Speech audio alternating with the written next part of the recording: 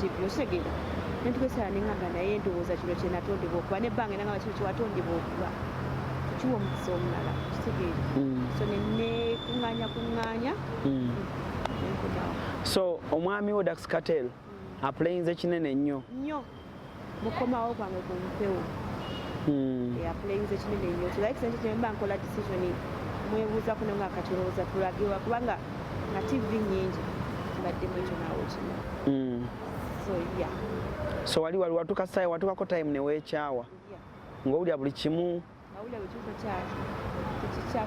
tekikyajja wega kubeera bibyo nga njiga kubeera byange ng'omuntu akulya saagala nze era ebintu ebistress nga bibeera mulimu omulimu gwange bwa tegutambudde bulungi stress weva ne depression byava ku mirimu byaliwo kuwabirwaningako netubyogerako ebyo byandetera embeera eyo so notukekisa neweekyawa netukekisa neekyawa at one point ng'owulya TV zikutamye you don't feel like coming back of course newe naziviirako zaali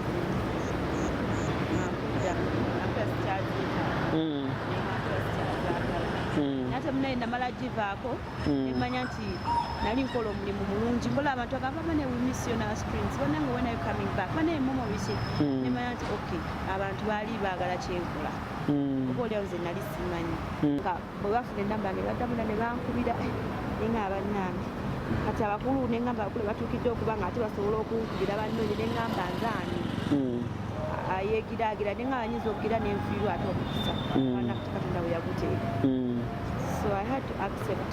Okay. Momo yoyo azebba weereza nebbawe mumumanyi size kunoonya kaddemu size kunoonya basajja esimu kasyakano kankwanjulya emami gadgets abakola emiramu education gadgets zonna mu Uganda balina tablets z'abaana zonna mu bikanga Samsung, Apple, Origimo ate nga balina n'esiina keyboard. Balina ebimotoka by'abaana, ebimundu, essaawa, bags z'abaana, bottles, container ng'ogasseko ne building blocks. Balina headsets z'abaana, balina smart watch zonna ate nga ziri origino, balina wireless charger ate nga basisinkanibwa wali ku Pioneer Mall edduka li PA11 ate ng'osobola bakubira ku 0703-69-69-04. Gambye ekikwasagana education gadgets zonna oyina kwekwata mami gadgets kubanga yasinga. Okay, kale kumukuto cruise exclusive ko sinzidde okubanga ate otulabe Align Cruise gemanya nyongero banizaako yona gye musinzidde okubanga ate mutulabira edakika zigenda beera ntono nnyo naye nga at least ziri worth it okitegedde tusobole okubanga ate buli kimu tukikwasaganya bulungi nnyo. Today oluvannyuma lw'ebbanga ddene I'm hosting Momo 19, a fresh new signing eri wano ku Spark TV. Ebintu byamutambulidde bulungi nnyo at least yo omwaka guno omwezi ogw'omukaga agenza okuguyingira ng'ebintu bitambulira ddala bulungi nnyo. Having Momo Nakawere afaanana ddala bulungi nnyo kugambye bw'omutunuulira ogamba wow nalowooza ng'ofaanana bulungi. Kitiibwa kya Mukama. Oli otya? Nze ndi nga weegonza oli otya? Walayi Momo ofaanana bulungi. Actually njagala okwebaza Dax. Yebale kulabirira. Labiridde bange. Buuza kuba tulaba. Bali ku Align Cruise. Gamba nno wendi mala Align Cruise. Cruise exclusive bana emugamba mukyala sweet ni mwebale kubaayo. Yeze Momo wamwe Nakawere wamwe yekayeka mu bwati yenze. Okay. Obulamu bugamba ki? Bulamu bulungi. Bulamu bulungi. Soko tubuulire. Omwana ali atya? Omwana mulungi. Talina kyagwa akula buzi. Mpozi yani? Ye Shafi. Ani? Shafi. Mwalisazeeko balina werigwayo? Okay. Tetwasobola kufuna nga wakamala kuzaala. Ene tugamba tujja kufuna olimba. Okay. Nze nandi wamu. Wazaala bulungi? Nazaala bulungi. Oba wali wa kiso? Byonna. Okay. New parent, kirabi kikuyisa kitya oli muzadde mupya? Kimenyamu naye kiri oke. Kimenyamu otulo tusiibula. Okay. Ate sizagala okweba kati natusiibula. Otulo tusiibulira ddala. Omwana akyakaaba? obuuka wati temwebaka olusi mwebaka olusi temwebaka kuba kati munatera okuggwayo kati olusi akaaba olusi takaaba. Okay. Naye ng'obulamu butambula bulungi. Sooka otubuulire. So finally buli omu bafaani buli omu ng'abadde abuuza Momo yava ku TV. Ofuna otya gundi ya Spark oba okwegatta ku Nation Media? Mbaddewo ebbanga navaako mu media nga TV zinneetaaga. Kuba twakulabako enaggulu ne tukulabako abantu ne bagamba like agenda kukomawo ku terefayina buli omu ng'ayogera bibye. So apparently right now tukulaba wakomyewo. TV zibadde nga zinneetaaga naye nga mbadde nasalawo nkiveemu naye ng'ogenda okusanga banne bagamba naye lwaki todda ku TV biki obeera TV bannaye mukomawo tukwetaaga biki kale nga banneetaaga nnyo nga messages nzifuna nnyingi so nno nti we natuuka ne ŋŋamba naye oyinza okuba nga Katonda wano yantondera okuba kubanga olusi ogezaako ebintu nogeza ku kino ogezaako kino ngola ati kigguka kyokka nga te olaba kyotataddemu nnyo maanyi ate olaba kikola ki kigguka. So watuuse time n'owulira nga this is the right time to come back on TV? Yes, natuuse time nendaba nga it's the right time kubanga nagenza kati kyangu nnyo okuvuga emmotoka y'ekirooto kyo mu kika kyonna ku miwendo egisoboka ate ku kibanja mpola. Success Motors tutunda emmotoka empya n'enkadde. Gulawo buguza akawunti naffe n'emitwalo 5 zokka. Mujje wano tutunda emmotoka ku kibanja mpola jangu ogulira akawunti n'emitwalo 5 gwe munnayuganda yenna weevugire emmotoka. Osasulire emmotoka yo ku kibanja mpola naawe alina emmotoka ng'oyagala okukyusizaamu gireete tukuweemu endala. Success Motors tusangibwa Kyambogo ku Ginger Road okumpi ne bondi ya Coin okulira na Pepsi Cola n'ettabi eddala ekyaliwo jjala. Essimu not 7 not not emu 2 not 67 not ne not 784 993 2 not 2 not 7 not 7 787 65 not oba not 781 818 443. Success Motors. Walk in, drive out. So kiraba nendaba nga mazima dakiya katono ku kino Katonda kye yantondera kuba kintu watotaddemu effort naye nga tekyekola kyokka kitegeeza Katonda kye wayakutondera kuba bingi byotaddemu effort naye nga tebigguka nomaliza ng'okivuddeko so ne ŋŋamba why not ankiwa omukisa omulala. Did you feel at one point ng'owulira TV zikutamye you don't feel like coming back? Of course ne we naziviirako zaali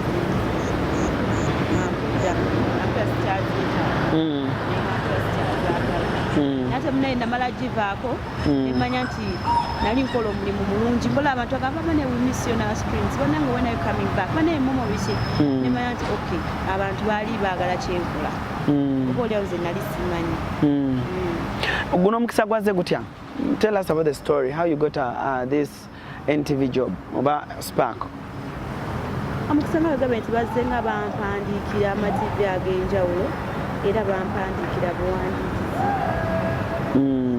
ng'omwana ow'omukisa gwe.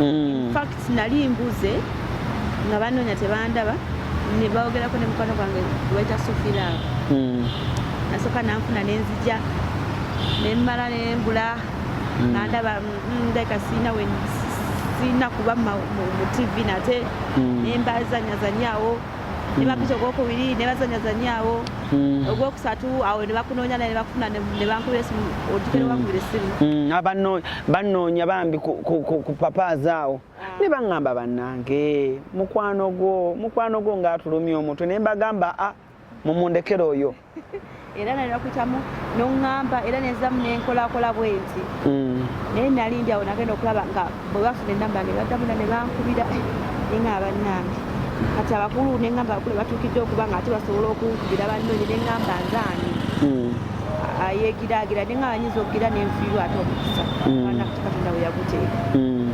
So I had to accept. Okay. Did you at one point kuba byobonyumya wagiraagira oti kirabikanga at one point wali wafunanga depression nga weekyawa? Yeah, of course. Kuba bingi bembaddemu ekyo naawe kino. So yeah. So watukako time ne weekyawa ng'owulira buli kimu? Ng'owulira buli kimu kyaki tekikyako tekikyajja wega kubeera bibiyo nkiga kubeera byange ng'omuntu akulya saagala kikutwalira ebbanga ki ng'oli mu mbeera bwetyo because ameni abantu bangi nkimanyi balaba TV personalities abakozi ba radio oba oliawo bangi baseka ku TV abangi bawulika nga baseka ku mizindaalo n'abayimbi naye nga tebali happy gwe ki ekyakutwala mu mbeera y'okubeera depressed? What are those small things eri omuvubuka byayinza oyiga oba ng'oliawo oba oliawo social media yabikutwalamu oba oliawo not social media but byali bya mirimu of course manyi byali bya mirimu nze era ebintu ebistress nga gubeera mulimu omulimu wange bwate gutambudde bulungi stress weva ne depression byava ku mirimu byaliwo kuwabirwaningako netubyogerako ebyo byandetera embeera eyo so notuka ekyala neweekyawa netuka ekyala neekyawa nina nempulira nga byonna mbikooyinga buli kintu sikyayagala weekyaye kumala bbanga ki? nina ebbanga libadde liweze ofuna confidence eno ekomawo ku mpolo kibadde kyangu naye mbadde ngifuna olw'omwami wange olw'abantu bange abandi okumpi bwe bityo nagane mubona ekomawo kati nga bulosiro ne wenzijja buzisamwya kuba bakubidde werekedde ku mwami ku interview nagane gwe lwaki obeera eyo olina kubeera ku TV kati gamba nga TV gy'otambulako kyebakugamba omusajja yankuira amasimu naye mukazi wakitakomawo ku TV osegeera nentugesera nengamba naye ndowooza kino kyenatondebwa okuba nebbanga nangamba kino kyewatondebwa okuba tukiwa omukisa omulala kitegeera so nenekuŋŋaanya nenkumawo so omwami wo Dax Cartel aplayinze kinene nnyo mukomawo kwange ku mpewo aplayinze kinene nnyo kilaikisente kyemba nkola decision mwebuuzaku nenga akatulowooza tulagiwa kubanga nga TV nyingi nunga tulagiwa nakunyonyola eno nungi naye kino kyekibi kyerina eno eriweti eno ojja kubeera bwoti kati tugende wano abantu balowooza ogenda kuddamu okomewo oweereza obwakabaka obwakabaka bonna njagala nnyo bweza naye ndowooza katonda ekiseera kyali yagera mbeeraawo kyali kiweddeko nzikiriza nnyo mu katonda mu kiseera kya mukama nti alani katonda bamanyi nti ojja kukolera ku BBS emyaka ena era bwegikuwako giba giweddeko oba oyagala okukolawo tekisoboka kati I believe nti essaawa yange ey'obwakabaka yali yaggwako so finally ng'oguddewo new chapter oba amaka go amapya w'osangibwa ssaawa zino ku Serena ku Spark TV oba oliawo sikubuuzanko kibuuzo kino n'ebbanga lye twakola ffenna what are some of those great memories you remember with your first professional TV kunaddala BBS telefina biki ebyo byojjukira ebirungi byojjukira memories ennungi eziri golden mu career ya TV because I believe kwasooka okwakira obulungi buli omu okukulaba BBS teyali I think buli moment nalina ku telefina yali nnungi naye sijagamba nti yonna wano ku Hasi Beauty Parlor tuli bakafulu mu kulabirira n'okuyooyoota ensusu tukola facial ne tukupepeta ka feesi ne kaweweera ng'aka bebi tusiba n'okukola enviiri mu buli musono songa mu kukola pedicure ne manicure tuwekansa tusala enviiri mu buli musono ate bwe kituuka mu kukola makeup tetumanyiiyo mulala tuli muyenga ku Tank Hill Road okuliraana Italian Supermarket mu basement essimu tuli ku noti 7266 682 953 teweerabira saluuni egenda okujjayo bulungi bwo n'ekitiibwa kyo ye Hasi Beauty Parlor a world of beauty of course mubeeramu obuntu naye ekisente gyesinga kyali bulungi abantu n'ofunirayo ka memory kamu twalina baboosi abalungi nalina mukono gwange kokositwa gwe nalikola ne Alani nga mulungi I mean nze byonna byali birungi sirina kyeŋŋamba nti kino kyali kibisi kyakulimba we had fun ekyo kimanyi we had fun kino lwenava kufe tuliko tunakaaba ekitegeera byali nga binyuma naawe byali binyuma njogera ekindike ti byali birungi bambi nzijukira olunaku olwo bambi lwewakaaba Alani byali birungi era n'okunjawula naawe kyannuma. By the way, I miss working with you. One shoba tomanya ng'abasambi b'omupiira lumu tulyesanga mu tiimu emu.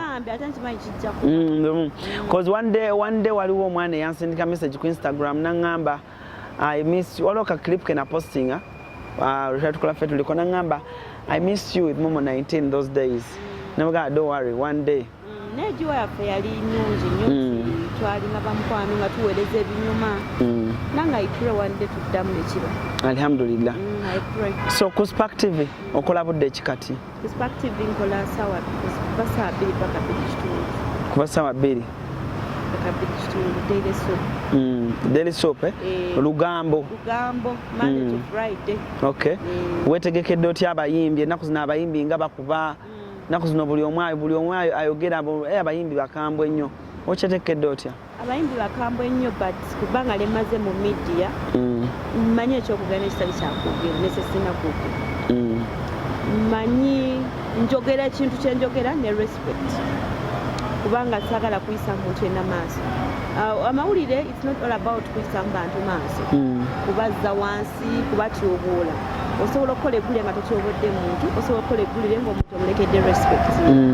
So in that way bwe ngenda okikola sigenda kuteeka muntu yenna wansi, sigenda ku disrespecting anyone.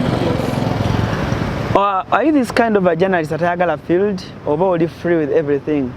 Nze I'm okay with everything kubanga mulimu gwange ate kati kuno nawaddeyo my all. Kusavinga. When I realized that when you know this is where I belong. Okay. Nga tuli mu mbeera Momo 19 nga bulio abantu abali eyo abala abati personalities abali mu relationships. Toli bwabeera n'omwami we activity munyumira. Nti olina okuba omuwala omulungi olina okuba nga oli single awo ebintu ne bikunyumira obulungi. What's your take? Right now okomyewo mu TV nenga this time you're officially a married woman and a mother. Kino kyo according ku ndowooza y'abantu kijje kiri oba perception y'abantu just webagifuna? Era nga bw'okyogedde perception y'abantu buli omu alina engeri alabamu ebintu bye. Naye nze newe nali nyingira TV sibeerangako nakirowoozo kyonna nti okuyingira TV olina okuba nga tolina musajja. Olina oba okuba nti okugikola obulungi okubeera obulungi olina okuba nga tolina musajja. Ayiyambi Momo yoyo aze baweereza ne bbawe mumumanyi sizze kunoonya. Kaddemu? Sizze kunoonya basajja. Sizze kunoonya sinoonya. Kitegedde ekintu ekyo. Anjagale nga bwendi. Momo omukyala mufumba ate maama. So yagala byenkuweereza. Byempereza bwe oyagala. Ebisigadde bideke. Sinoonya. So nze ndi okay nakyo. And I'm proud. Okay. So ono Momo gwe tuyina wano gwe tugenda okulaba si kati si oli muwala nti agenda kunamamu atwambaliremu obupati. Nedda okwambalamu obupati kyo kirina okuba olw'ensonga. Olina otulaga ku mubiri? Yes. Okay. Omubiri olina ogulagako work. Wobeera ku mulimu sigenda kwambala gomesi. So gyempereza siweereza byaki nyinza okukyogera ate nekitawundinga but siweereza nti bantu. It's an entertainment show. An entertainment show. So sijja kujja nga nyambadde Dira. Abantu bangi exactly mpereza abantu bangi. So I have to look good because bangi batulabirako. Omuntu ajja kulabirako kagoye kenyambadde akagala ajja kanooye. Enviri ze nina zinoonye. Oba ki make up because tulina abantu betulangira. Kati you're advertising for someone ate kati unoyambala biki olina okwambala ebisikiriza ba clients boli fe tuliwo nga oba nkugambe ntya tuli awo tuli Angela nobeerawo ng'akwambaza olugoye mulala akwambaze nga tomulala akwemeka ku mulala mulala. So kati bonna oba olina obbalangira. So tulina okukozesa emibiri gyaffe okufunamu ssente nga tuzifuna mu kulanga. So kati okwambala designer kyana bampadde provided nti tekisasamaza nja kukyambala. Provided nti ndabika bulungi. Ndabise bulungi sisasamaza baana bato sesitaza baana bato nja kukyambala. Momo oli muwala muto olina numbers olina Instagram abantu bakufollowinga bangi oli muwala mulungi naye omuntu omuwala ali eyo omuto yeebuuza Osobodde otya okukuuma profile yo ng'abantu bakwagala ate nga naawe opportunities nyingi zikyajja gy'oli ku ndabika kubanga abaana abasinga abawala abasinga fame eno ebavuga speed kati sometimes olaba omuntu nga fame temuvuze speed oba abantu abasinga abazadde abamu beebuuza yakuzibwa atya bwe wabawo abaana abato abakufollowinga agamba how does mama akikoze atya teyeeweebudde nodes tezirinkingangako nti momo nodes zalinkinze ebintu bwe bityo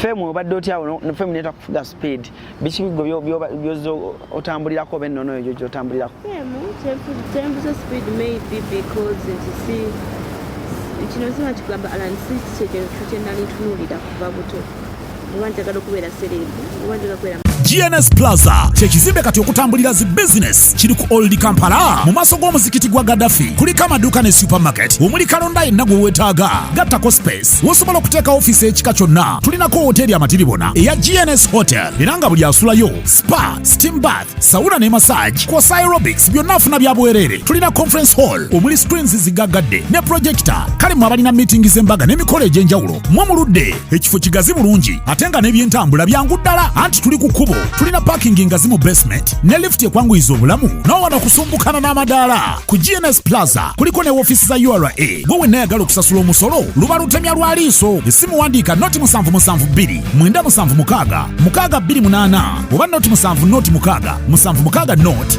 emu noti nange byansanga busanzi ate mukunsanga obusanzi nensigala nga bwendi nebitandrive nga nesitabeeramu kiri nti bannange kati bandaba ndi waakabi biki momo nasigala ndi momo kubanga momo okubeera ku TV tekirina kyekimu ŋŋamba enja tekinjawula ku balala emmere tulya emu obuliri bwemasiramu bumu buli kimu tukikola ng'abantu abalala so seeraba nti nze ndi wakitalo nnyo ku balala because ebintu byetukola alani obeera wano naye newesanga okola ku TV naye ng'olina ebintu by'olina ng'abantu balala bakusinga kitegedde tukola ku TV nenga lwatusinga sente nokola ku TV olwakusinga obulungi kola ku TV olwakusinga kati ewe nabena buli lwoli biteeka muntu ojja kusala amalala okitegeera si gwe abasinga byetukola ntu babikolakola dda kulinnyanyonya ntu bazirinnya dda kuvuga bawoteka ntu bagavuzi okitegedde so nze nsigala nga bwendi I believe nti byenkola abantu babikola eyo outside there lwakuba tebabalaba okitegeera so just nkola mulimu gubeera gumpeereddwa that's it naye sijja kujja tekulinnya ku bantu ate buli waba tolinyirira bantu lwaba tebematirira ku bantu lwaba totyoboola abantu toyingirira ntalo obvious abantu baba bajja kukwagala era abantu babajja kuwa respect buli wa respect nantu bakuwaki respect naye gwe gyemaleeko nawala bagikumalako ekyebifaananyi obutaliikinga ebyo simanyi nodzi muna ekisinziira bantu be tuba tukolaganye nabo mu past sikiwa nti abantu ebiriikinga be babeera babikoze I hear some do that but I don't believe that naye abantu tusanga abantu ababi osobola kubanga maybe olina mukisa kubanga oli wasanga abantu nga bategeera ekyo kyosinza kyewaniramu kitegeera ngeri eyala okay finally nga tunatera okuba tumaliza kandi tunatera okuba nga tumaliza interview yaffe competition right now TVs ne social media nene nga mainstream omuli TV radio mpapula z'amawulire social media edduka ku speed ya yiri buli omu avaawo mpitewo okomyewo mu kisaawe entertainment nga social media bavuganya ne mainstream weeteeseteese otya nga begambe nti nze nkola kyange and trust me abantu ne bakyagala nga bwekiri nze si competinga na muntu yenna nkola kyange kyekinfuula momo 19 because sikoppa era tolako nti momo ayogedde nga gundi toyako nti momo ayimiridde nga gundi toyako momo nti atambudde nga gundi okitegedde nkola kyange so oba waliwo competition mainstream biki zibeerewo ze zimanyi nze sizirinaako buzibu wabula nze ndiwo okukola kyange era ngenda kukola kyange nakusingako simanyi naye nze nkola kyange and I believe kigenda kuyitawo kuba nakakola sho nakuntono but it's the talk of the town. You know? So naye nga kikyenkoze sina kyamaanyi kyenga sina kyenagaseeko. I'm being me. I'm doing me. So oyina mukisa bukisa oba n'omukisa gwe kola bintu byonna bikola osirike kijja kuggwalani. Okay, kale nga tumaliriza olina obubaka bwandyagadde okutegeeza abantu babakwagala abadde bakulindiridde ebbanga eddene kyonna kyonna kyewandyagadde obbagamba and n'okwongera obbategeezayo new home nasaawa mmeka? Abantu abanjagala nange mbadde mbaliriridde kale buli we mbadde nga ogamba nti kino kivuddeko olwofuna messages z'abantu nga kimpamu second thought noba obanna ba mu TV nga si kyekiseera oba nakapa oba saategera kyenali nina kukola buli we bampeerezanga messages zandekera ngu okutula wansi nendowooza nga mumu. So finally nensalawo nengamba abantu bano kanziremu mbasaazire so mbebaza okuba nti banyidde nange omuntu sobalanya okuva ku mpewo emyaka gye mmaze n'oba nga abantu bakyagala okomewo si kyangu. Omuntu ova ku mpewo myezi bwezi nga tebakalabidde dda nga tebagala kumanya bikukwatako naye okuba nga okomawo ne bakulakaminga not something small. Era nkyebaza nnyo abantu naye kikomewo kugenda kukikuba Fact TV Daily Soap Monday to Friday saa 2 ez'ekiro ku teleyo. Okay, egwa saa meka? Egwa 2 kitundu. Then tugenda mu 21 questions. Okay, thank you so much. Alan Cruz gemanya Cruz exclusive gwe mukutu tubadde dakika ntono nnyo but comment section olw'obudde kuba mu magenda kola comment section nkulu nnyo ku kibuuzo kyonna kye wandyagadde okuteekawo comment nga wansaawo nange nsobola okuba nga atenziramu ne mufuna omulundi ogwokubiri osobola obuddako nja bafuna ne Dax Kateo ambuulire yakukakasizza atya okukomawo ku TV cause mu story gy'otuwadde abaddemu. Abaddemu nnyo mwali musaale nnyo. Okay, kale saagala kubanga ate nsuukako wano olunaku right for now. Musebe bulungi mwera.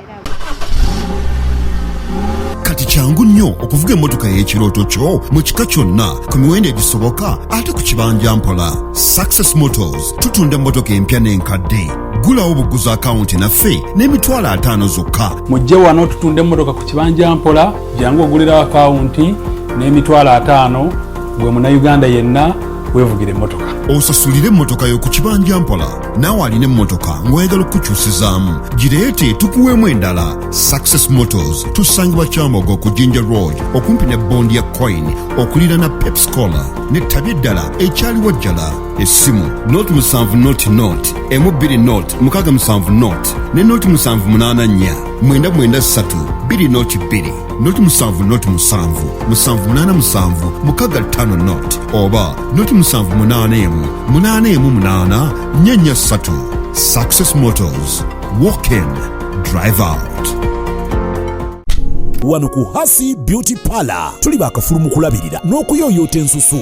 Tukola facial ne tukupepeta ka feesi ne kawawera nga baby. Tusiba n'okola enviiri mu buli musono songa mu kukola pedicure ne manicure tuwekansa. Tusala enviiri mu buli musono ate bwe kituuka mu kukola makeup tetumanyiyo mulala. Tuli muyenga ku Tank Hill Road okulira na Italian Supermarket mu basement. Essimu tuli ku noti 72 682 953. Teweerabira saluni egenda okujjayo bulungi bwo n'ekitiibwa kyo ye Hasi Beauty Parlor, a world of beauty. GNS Plaza kyekizimbe kati okutambulira zi business kiri ku Old Kampala mu maaso g'omuzikiti gwa Gaddafi. Kuliko amaduuka ne supermarket omuli kalonda yenna gwe weetaaga. Gattako space wosobola okuteeka ofiisi ekika kyonna. Tulinako hoteri amatiribona eya GNS Hotel era nga buli asulayo spa, steam bath, sauna ne massage kw'ossa aerobics byonna afuna bya bwereere. Tulina conference hall omuli screens zigaggadde ne projector. Kale mu abalina meeting z'embaga n'emikolo egy'enjawulo mwe muludde ekifo kigazi bulungi ate nga n'ebyentambula byangu ddala anti tuli ku kkubo. Tulina parking ngazi mu basement ne lift ekwanguyiza obulamu n'owano kusumbukana n'amadaala. Ku GNS Plaza kuliko ne ofiisi za URA gwe wenna ayagala okusasula omusolo luba lutemya lwa liiso. Essimu wandiika noti 772 976 628 oba noti 7 noti 6 7 noti emu noti noti. Nagambye nga sinolekera sinema bano babayise ba OHC Organic Health Cafe nkugambye kati be bakabaka mu kujjanjaba endwadde zonna ate nga bakozesa eddagala lyaffe ery'obutonde ekisookera ddala basooka kukebera ne bamanya ddagala kiri obwetaaga.